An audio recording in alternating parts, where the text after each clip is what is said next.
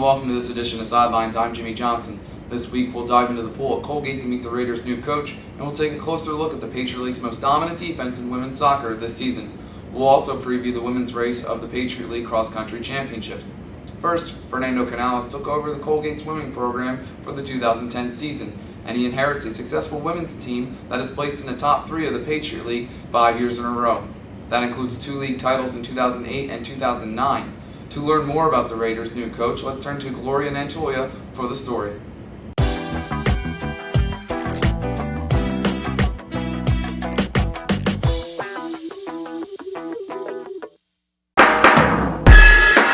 Hello fans, and welcome to Raider Vision on GoColgateRaiders.com. Today we're joined by the new head men's and women's swimming and diving coach, Fernando Canales. Welcome, Fernando.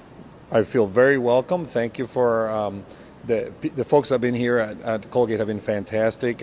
My family loves the community. The kids have already gotten settled in school, and we're looking forward to many years working with the men's and women's swimming and diving program as well as the aquatics programs.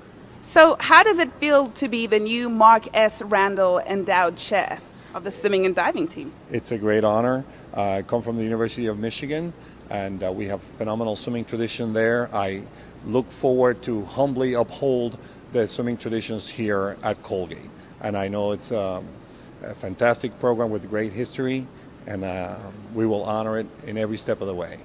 And what can fans expect from both teams this year? Most importantly, a team effort. We are going to focus on maintaining the highest standards, both academically and as representatives of the university. And everything will be sacrificed for the team with an atmosphere of enjoyment. And the theme for me has always been kindness. I think kind words go a long way, and we're going to promote kindness around the team, among the teammates, and very, very fit team. Fitness is the key element of this whole plan. We're going to be mentally fit, psychologically fit, physically fit, and academically fittest. So those are the things that I look forward to bringing to Colgate. And as a new coach, what are some of the things you tell athletes, coming in as, a new person into the team? Primarily the teamwork is so important. The student athletes will determine who their leaders are, and they will follow them. Those leaders will continue to exercise their best judgment. And as far as training, I've been fortunate to work in many wonderful places in Europe, in South America, in the United States and Canada. So we have a combination of things that will bring in some new, some not so new. And we look forward to just a phenomenal year with great accomplishments on a personal and on a team basis. And last but not least, what are you most excited about this season? I am really excited about getting back into coaching. I had a 2-year, I would call it sabbatical, working with athletic administration at the University of Michigan in fundraising and development. I was working for the athletic department raising funds, and it was a fantastic job, a fantastic type of work, working with our donors. But I think it gave me an inside look into the administrative side of athletics. But my passion is the water, is the on-side, the adrenaline. I'm looking forward to being back on deck and getting the kids to achieve their goals as they go through their university experience. Well, thank you so much for joining us, Fernando. You were with us on Radio Vision on GoColgateRaiders.com. Thank you for joining us. Thank you, Gloria. Out of the pool and onto the pitch, Army women's soccer is in the hunt for a Patriot League title. And with the defense that the Black Knights have displayed this season, there's no question that they have a great chance to win it. Allowing just 5 goals in 17 games, Army has been stubborn in the back third. And it's not just the goalkeeper, it's also the 4 defenders in front of her. Here's Rick Johnston with the story.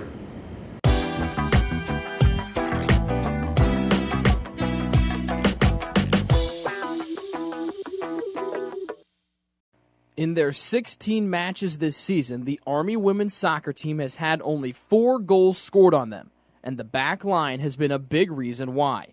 Freshmen Katie Wacker and Molly McGuigan, sophomore Melissa McClaws, and junior Julia Stallard have held down the defensive duties for the Black Knights.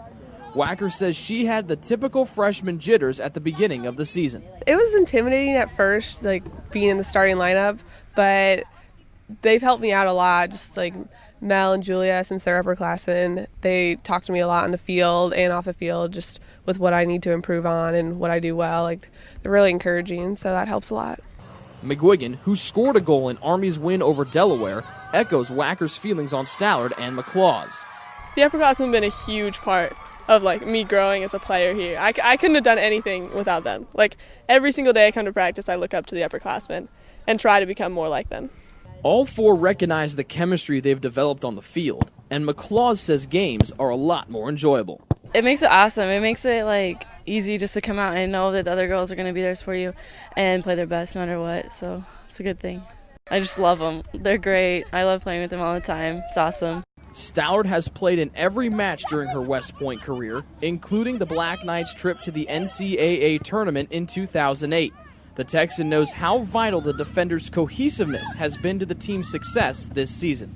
It's huge that we're always playing together. We're always working together and not doing just individual defending and everything. It's kind of been our mindset that's how we've been so successful. It's just kind of that mindset of we're working together, we're doing this, and it may not be pretty, but we're going to shut them out. And Stallard can't hide the enjoyment she gets from playing with her fellow defenders. It's fun just to be around that mentality of everyone wants the same thing you do. Everyone's got the same goal as you, and so it's been a lot of fun working with all of them, and they're just a lot of fun. The Black Knights secured a berth in the Patriot League tournament after recording their academy record 14th shutout of the season against Colgate. With the Army women's soccer team, Rick Johnston, ITT Night Vision. Thank you, Rick. Moving to cross country, if you missed last week's men's championship preview, be sure to log on to Patriot League All Access and click on the October 21st episode of Sidelines to watch it. Just like in the men's race, the women's individual champion from 2009, Colgate's Elise DeRue, returns to defend her title. She will get the chance to do that at 11 a.m. Saturday at Lafayette College. Here's the full preview.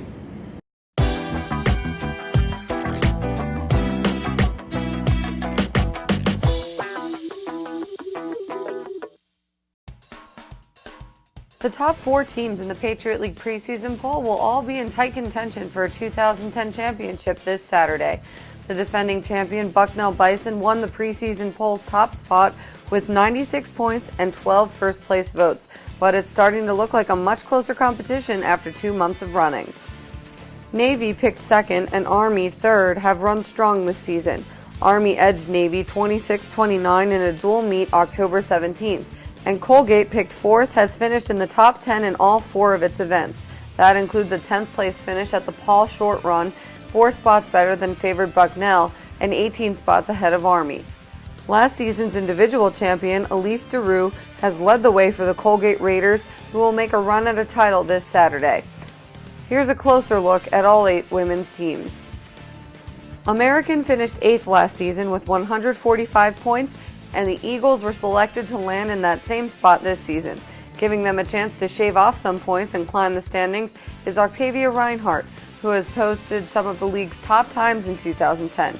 She's finished 5th last season with a time of 23:15.6, and she was one of 5 sophomores to finish in the top 6.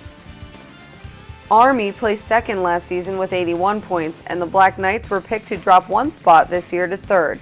The Black Knights returned 5 of their top 6 finishers from the 2009 league meet, including senior Courtney Clement, who placed 4th in 23:09.5. Army also returns 14th place finisher Chelsea Prawl and 24th place finisher Marcy Nort, who has been the Knights' top runner this season. Bucknell returns all 5 of its runners who finished in the top 25 at the 2009 championship meet. They will look to win the league title for the 9th time and 5th time in 6 years. Stephanie Fulmer leads the pack after her 6th place finish with a time of 23:15.9 at the league meet last season. Senior Sarah Monitz was 8th at 23:20.4. Alexa Griffiths followed in 13th. Alicia Hopper was 15th and Melissa Smith was 23rd. Colgate has never won the Patriot League title, and this may be the school's best chance to do so. The Raiders placed 4th last season with 114 points, and they were selected to finish there again. Elise DeRue, who won last year's title by more than 50 seconds, is favored to win again after setting the new school record in the 6K with a time of 20:10 at the Paul Short Run, which is nearly 2 minutes faster than her championship run last season. Her supporting cast is strong enough to get the Raiders to the top spot too. Julie Turallo, who placed 12th at last year's meet, has been the 3rd best runner for Colgate this season, and Chelsea Burns has set personal best times this season. Holy Cross placed 5th last season with 135 points, and the Crusaders were selected to drop a spot to 6th. But with junior Paige Sutherland, who was last season's individual runner-up, the Crusaders have a chance to move back into 5th or higher. Sutherland placed 2nd behind Colgate's Elise Theroux with a time of 22:54.6. The Raiders also returned Sarah Malia, who finished 27th, and Elizabeth Humphreys, who finished 36th. Lafayette placed 6th last season with 138 points, and the Leopards were picked to move up to 5th this season. Lafayette returns 2 of its top 3 finishers from last season's championship race, including Margaret Bruno Metzger, who has led the Leopards this season. Last season, she placed 32nd in 24:29.6. Junior Erica Stazikova also returns after placing 17th last year in 24:01. Lehigh placed 7th with 143 points last season, and the Mountain Hawks were selected to finish there again. The Mountain Hawks returned junior Catherine Pierce, who was last season's 3rd place finisher at the meet, running the race in 23:02.5, 8 seconds behind the runner-up. The next 4 Lehigh finishers from last season also returned, including Caitlin Grimm, who was 20th, and Alexis Weiner, who was 37th. Navy placed 3rd last season with 87 points, and the Mids were voted to finish 2nd this season. The Mids returned their top runner, Bridget Byrne, who was named the Rookie of the Year after her 9th place finish last season. But the top runner for the Mids this season has been junior Jess Palacio, who placed 21st in 24:12.4 at the league meet last year. 3-time Rookie of the Week award winner Rachel Honrath also will look to lead the Mids to their 3rd title in 4 years. The women's race will kick off at 11 o'clock on Saturday, followed by the men's race at noon.